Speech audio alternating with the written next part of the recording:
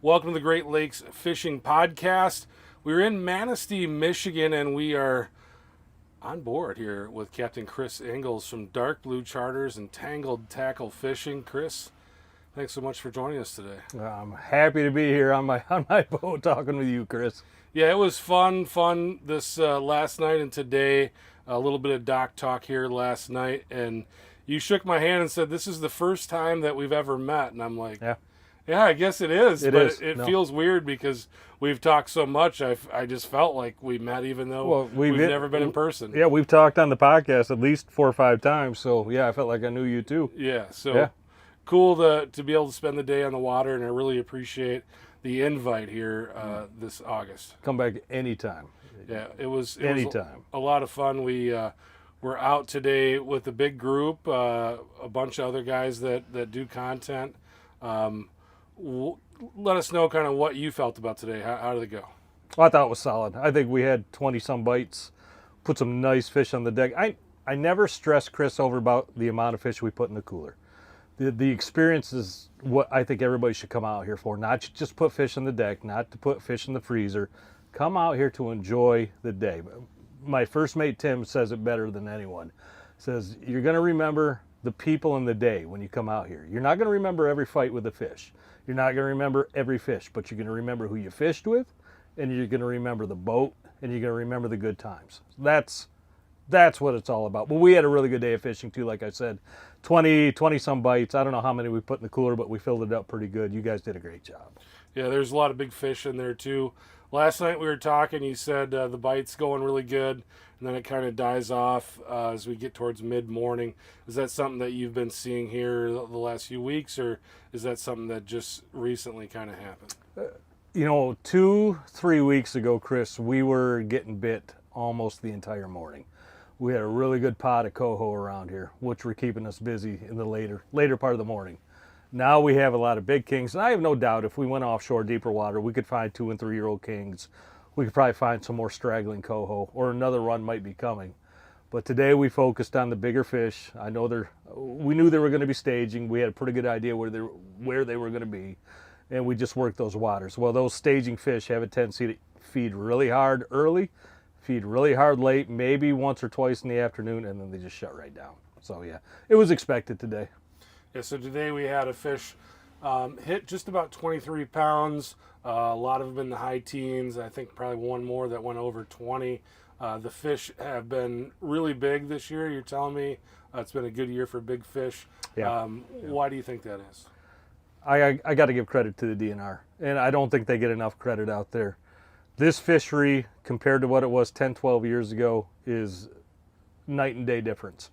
10, 12 years ago, we were lucky to get a dozen fish. We were lucky to get 8 fish, and we were lucky to get 2 over 12 pounds. This fishery has flipped around. The bait fish are out there. They're abundant. The big fish, they're like us, and I've said this before. They like to eat, and then they like to go lay on the couch, and then they like to eat a little later on, and that's what these fish are doing. The bait fish are plentiful. That's what's going to drive this fishery, and that's what's causing these last 2 years, these class fish to be big. Yeah, it's late August right now, so they're kind of getting towards the end here. What are you seeing so far right now with fish coming in? I know we were marking a bunch of fish when we were coming through the harbor. What are you seeing there right now? Yeah, there's the water's warm inside the pier heads, but the fish are on a biological clock. When it's time to go, they go, and a lot of them will actually come into the river. They'll turn right back around and go back out if the water temps aren't just right. And that's why you see so many fish out there with red bellies, red fins. Their bellies are irritated from laying on the bottom, whether or not they come in and go back out, or whether or not they're laying out there on the bottom looking for the right time to go into those river systems. So if you're looking to come out right now and fish, you can definitely fish the pier heads. The fish are there. If you want to come out and jig like Manistee Lake, the fish are there as well. Or you can go out, in the deeper water and catch them there. It's a great time. Tell me a little bit about the program we were running today. Yeah, so we were targeting the bigger kings today. So it was a lot of J plugs, not just J plugs, but also silver horde plugs, Dreamweaver plugs.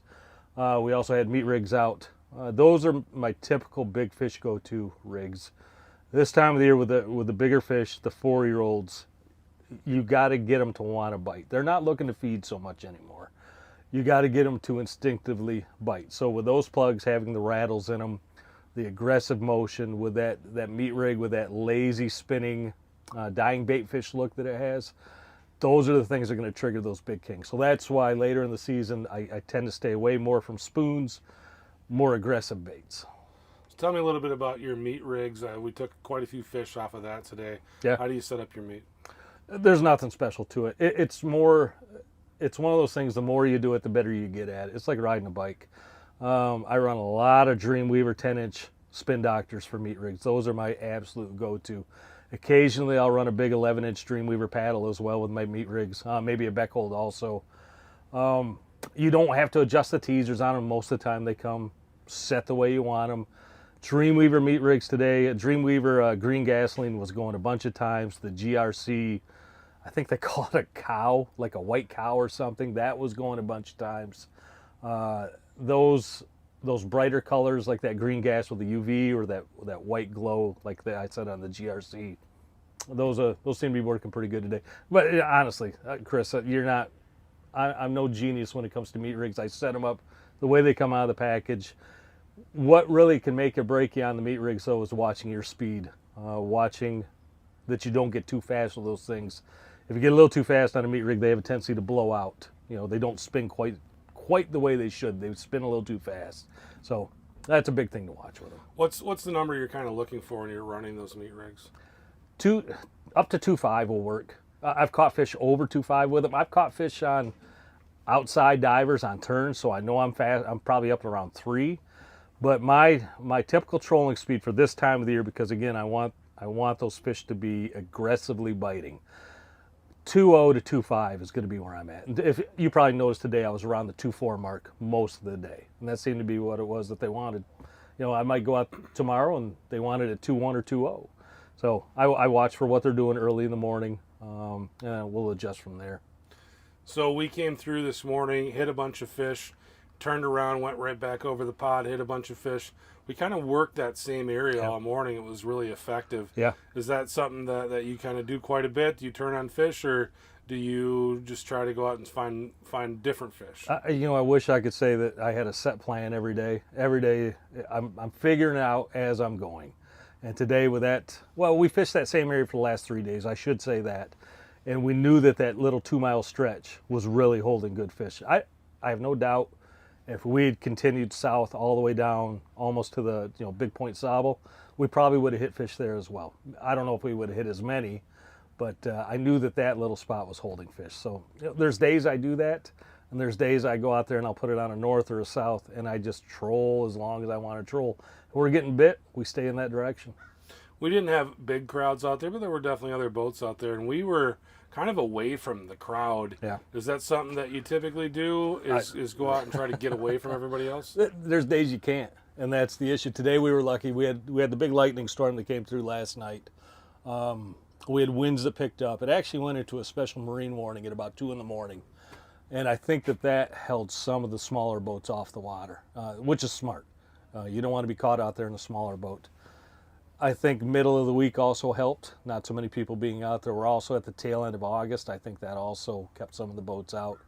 But for me, the more I can get away from a crowd or outside of a crowd, the happier I tend to be.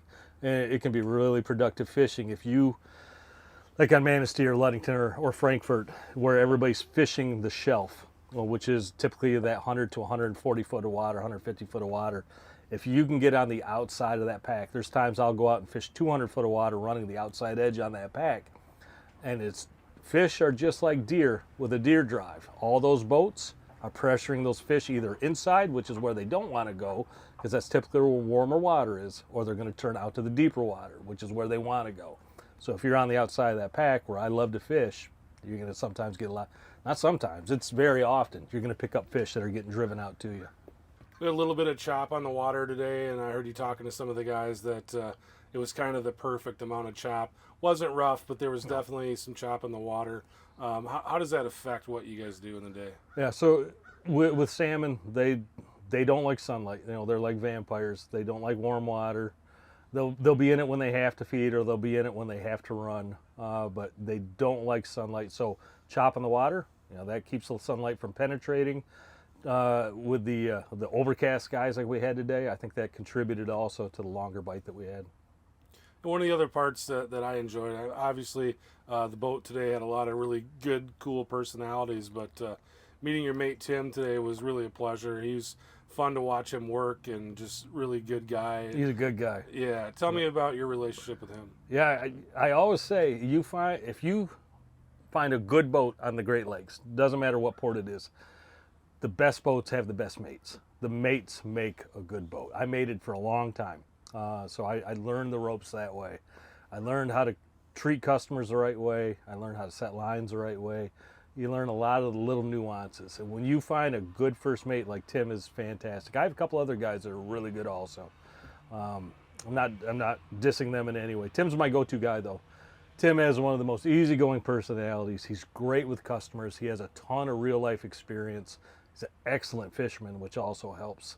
And we just work well together. If I'm thinking something that needs to be done, I normally look over and it's already being done. Tim's got his hands on it. So you want to find a good boat to go fishing on, look in the reviews, look for the ones that mention first mate. With the way Google is, you can actually do a keyword search. Look for ones that mention, hey, good first mate. First mate was helpful. First mate was thorough, efficient, whatever. Those are the boats you want to find. Is there anything that I didn't ask you today that you'd like to talk about? Anything that we need to add? Chris, I just want to say thanks for you to come, for coming out today. We had talked about it for a while. The invitation is always open. You guys come back anytime. Thanks to Fish Hawk for making a great product. I can't say that enough. I've said it before on my show. Take away any one of my pieces of equipment that you want, but leave my Fish Hawk. I think it's that valuable to go fishing with. So I'll leave it at that. Really appreciate it. He's Captain Chris Ingalls from Darkblue Charters, and you can find him on YouTube at Tangled Tackle Fishing. Thank you. Welcome.